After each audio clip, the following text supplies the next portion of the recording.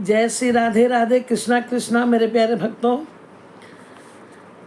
कार्तिक मास के मनोरथ पूर्ण करने वाली जो कथा को मैं नित्य सुना रही हूँ, मैं श्री हरि भगवान विष्णु से मैं यही रोज नित्य कहती हूँ कि हे प्रभु, जो भी कथा को सुनते हैं उनकी मनोरथ को पूर्ण करें। जैसे इस ग्रंथ में सबों के आपने मनोरथ पूर्ण की है और पापों को काटा है। जो हमसे नहीं जुड़े हैं वो हमारा बेल का आइकन बजा कर जुड़ जाएं, ताकि नोटिफिकेशन आपके पहले पहुंच जाए और आप इस वीडियो को देख सकें। अभी हम 28वां और 29वां 2 अध्याय की कथा आपको बताएंगे। ध्यान से सुने और कमेंट जब करें तो उसमें जय श्री राधे राधे, कृष्णा कृष्णा या जय तुलसी मैया जरूर लिखेंगे। धर्मदत्त ने पूछा, हे देवराज, जय और विजय अपने पूर्व जन्म में ऐसा कौन सा पुण्य किया जिससे भगवान विष्णु का रूप धारण करके वह उनके द्वारपाल हो गए। प्राचीन काल में बिंदु की पुत्री देवहूति से कर्दम ऋषि द्वारा केवल देखने मात्र से ही 2 सुंदर बालक उत्पन्न हुए। उनमें से बड़े का नाम जय और छोटे का नाम अजय हुआ। बाद में देवहूति के गर्भ से कपिल देव भी हुए। जय और अजय दोनों ही विष्णु जी के बहुत परम भक्त थे और धर्मात्मा थे। दोनों ही नित्य प्रति अष्टाक्षर मंत्र का जाप करते थे और विष्णु का व्रत करते थे। भगवान इन दोनों भाइयों से बहुत ही प्रसन्न थे और नित्य पूजा के समक्ष उनको दर्शन भी दिया करते थे। एक समय की बात है, राजा के निमंत्रण पर देवर्षि नारद जी गणों सहित राजा के यज्ञ में पधारे। उस यज्ञ में जय ने ब्राह्मण और अजय ने पुरोहित बनकर यज्ञ को संपूर्ण करवाया। यज्ञ की विधि पूर्वक समाप्ति हुई। मारुत राजा ने जय और अजय को बहुत सा धन दिया। वह दोनों भाई दक्षिणा लेकर अपने आश्रम में आए। धन का बंटवारा करते समय भाइयों में आपस में झगड़ा हो गया। जय ने अजय से कहा कि धन के बराबर बराबर भाग होने चाहिए। अजय ने कहा, जितना धन जिसको मिला है उतना धन उसका ही है। तब जय ने क्रोध में आकर अजय को श्राप दे दिया कि तुम धन लेकर नहीं देना चाहते हो, इससे तुम ग्राह हो जाओ। अजय ने जय का श्राप स्वीकार कर लिया और जय को श्राप दिया कि तू अभिमानी है, इसलिए हाथी हो जा। अब नियम पूर्वक दोनों पूजा के समय जब भगवान को दर्शन देने के लिए आए तो दोनों ने भगवान से श्राप मोचन का उपाय पूछा। दोनों ने प्रभु से कहा, हे देव, हम दोनों आपके भक्त हैं, मगर हाथी की योनि में कैसे होंगे? हे कृपा सागर, श्राप से हमारा उद्धार कीजिए। भगवान विष्णु ने कहा, मेरे भक्तों की वाणी में कभी असत्य नहीं होगी। यमराज भी इसको अन्यथा नहीं करते।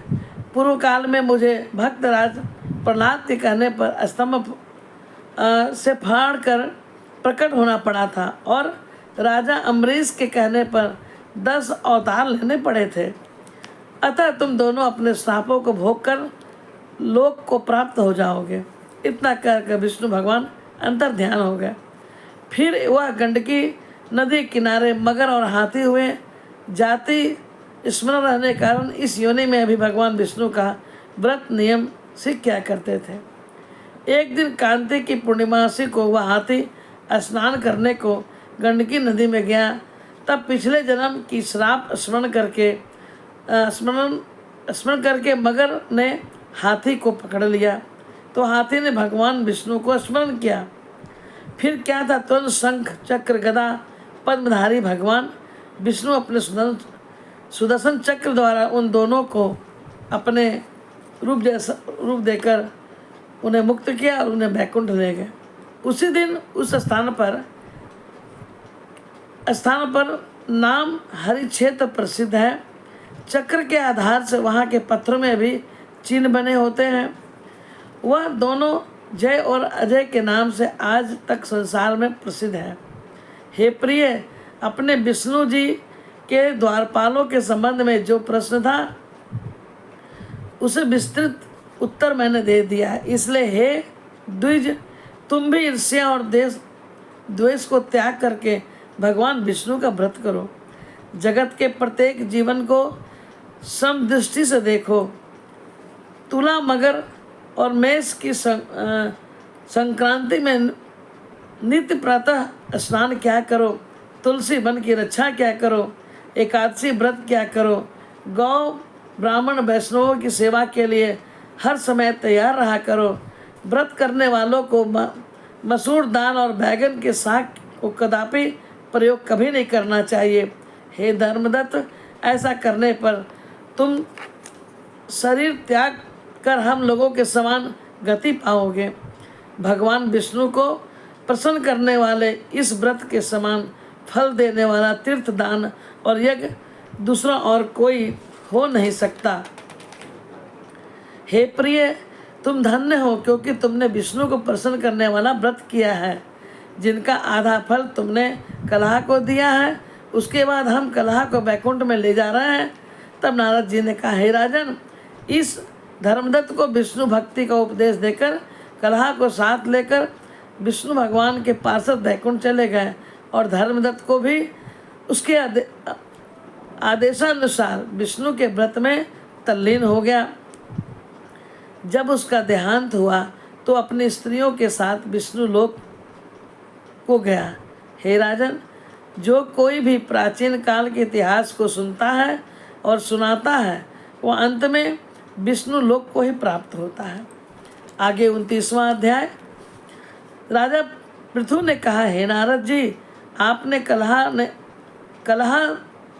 आपसे कलह ने जिस प्रकार मुक्ति पाई, यह सारी कथा हमको सुनाई। मैंने भली बातें सुनी। हे देव ऋषि, यह काम उन दो नारियों के प्रभाव से हुआ था। कृपा करके बताने की कृपा कीजिए। कृष्णा नदी साक्षात भगवान श्री कृष्ण चंद्र जी की महाराज का शरीर और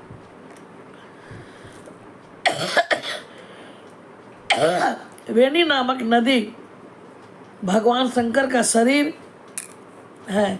इन दोनों नदियों के संगम का महात्मा भी श्री ब्रह्मा जी भी वर्णन करने में असमर्थ है। फिर चूंकि आपसे पूछा है, अतः मैं आपको उनकी उत्पत्ति का वृत्तांत सुनाऊंगा। ध्यान से सुनो। चक्षासुर मनवंतर के आरंभ में श्री ब्रह्मा जी ने पर्वत के शिखर पर यज्ञ करने का निश्चय किया। सब देवताओं, भगवान विष्णु और शंकर की जी यज्ञ की सामग्री लेकर उस पर्वत के शिखर पर गए। तब महर्षि भृगु आदि ऋषियों ने ब्रह्म मुहूर्त में उन्हें दीक्षा देने का विचार किया। उसके बाद उन्होंने श्री बालाजी की पत्नी, ब्रह्मा जी की पत्नी, माफ़ी चाहती हूँ, श्री ब्रह्मा जी की पत्नी वरा को बुला भेजा। वह बड़ी आहिस्ता से आ रही थी। इसी बीच में भृगु जी ने विष्णु से पूछा, हे प्रभु, आपने वरा को शीघ्रता से बुलाया था, वह क्यों नहीं आई? ब्रह्म मुहूर्त टल रहा है। इस पर भगवान विष्णु ने कहा, यदि वरा यथा समय पर नहीं आई तो आप गायत्री जी को ही स्त्री बनाकर दीक्षा विधान कर दीजिए। क्या गायत्री पुण्य कर्म में ब्रह्मा जी की स्त्री नहीं हो सकती? नारद जी बोले, भगवान शंकर ने भी विष्णु जी की बात का समर्थन किया। यह बात सुनकर भृगु जी ने गायत्री जी को श्री ब्रह्मा जी के दाईं ओर बिठाकर दीक्षा विधान आरंभ कर दिया। ऋषि मंडप गायत्री को दीक्षा दे ही रहा था कि इतने में वरा भी यज्ञ मंडप में पहुंच गई। श्री ब्रह्मा जी के पास में गायत्री को देखकर ईर्ष्या से क्रोधित होकर वरा ने कहा, जहाँ आप पूज्यों की पूजा होती है और पूज्यों की अप्रतिष्ठा होती है, वहाँ पर दुर्भिक्षा, मृत्यु तथा भय तीनों असमय हुआ करते हैं। यह गायत्री जी ब्रह्मा जी की दाई और मेरे स्थान पर बैठी है। यह दृश्य बनने वाली नदी होगी। आप लोगों ने अविचार से इन्हें मेरे स्थान पर बैठाया, अतः आप भी सबके सब अभी जड़ रूप नदियाँ होंगे। नारद जी ने तुरंत पृथु से कहा, राजन, इस तरह वरा के श्राप को सुनकर गायत्री मारे क्रोध से लाल बगुला होकर अपने होठ काटने लगी। देवताओं के मना करने पर भी उसने उठकर वरा को श्राप दे डाला। गायत्री ने कहा, ब्रह्मा जी, जैसे तुम्हारे पति हैं वैसे ही मेरे भी पति हैं। तुमने व्यर्थ ही श्राप दिया है, व्यर्थ ही श्राप दिया है, अतः तुम भी नदी हो जाओ। नारद जी ने कहा, तब तो देवताओं में खलबली मच गई। वह वरा को दंडवत करके कहने लगी, हे देवी, तुमने तो ब्रह्मा जी आदि सब देवताओं को श्राप दे दिया।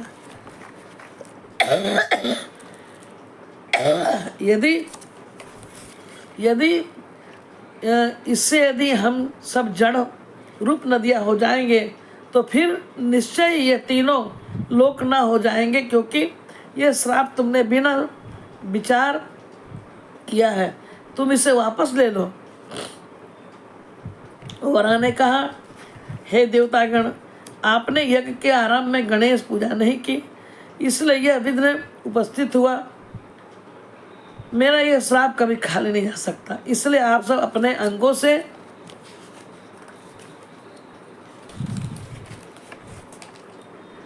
जड़ीभूत होकर असमयिक नदियाँ बनोगे।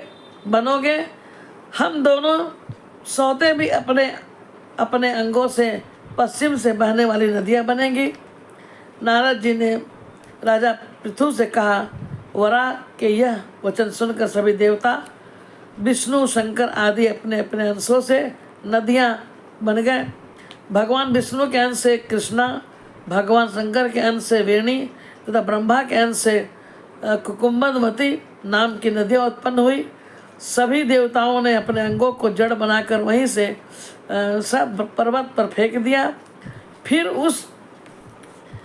उन लोगों के अंश अलग अलग नदियों के रूप में बहने लगे। देवताओं के अंशों से हजारों की संख्या में पश्चिम वाहिनी नदियाँ उत्पन्न हो गई। गायत्री और वरा दोनों पश्चिम वाहिनी नदियाँ होकर एक साथ बहने लगी। उन दोनों का नाम